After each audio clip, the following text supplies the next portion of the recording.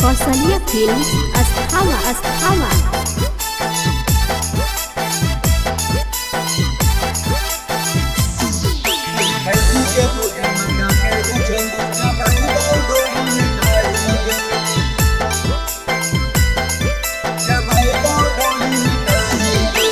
हटाकता हूँ चले ओढ़निया लगाओ न तन को सही गे।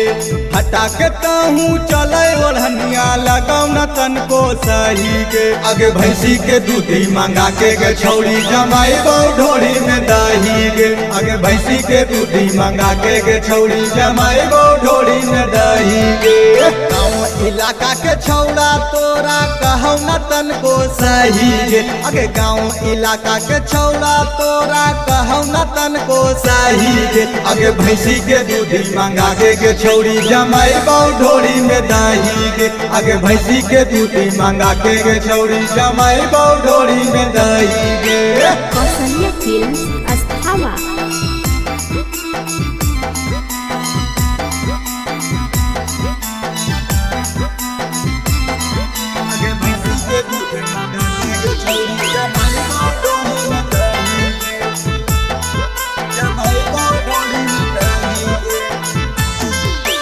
सोला के तोहर चढ़ल जवानी मारो हो तूफान गे।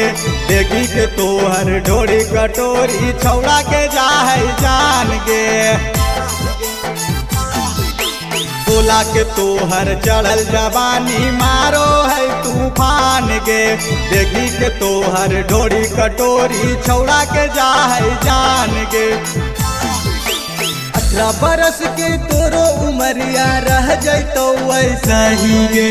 18 बरस के तोरो उमरिया रह जैतो वैसा ही गे। आगे भैंसी के दूधी मंगा के छौड़ी जमाई ढोड़ी में दही गे। आगे भैंसी के दूधी मंगा के छौड़ी जमाई ढोड़ी में दही गे। मिक्स बाय बावा स्टार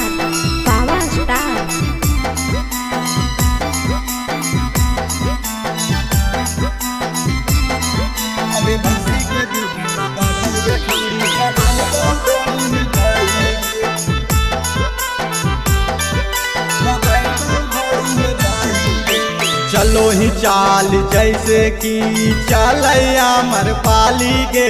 टाइटर रंगीला के तहूँ गे छौड़ी सिखा दे ओठ के लाली गे।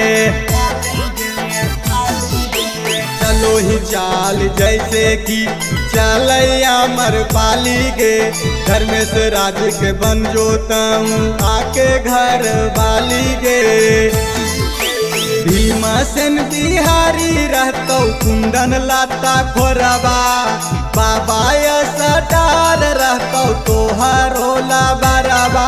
आगे भैंसी के दूधी मंगा के छौड़ी जमाई ढोड़ी में दही गे। आगे भैंसी के दूधी मंगा के छौड़ी जमाई ढोड़ी में दही गे।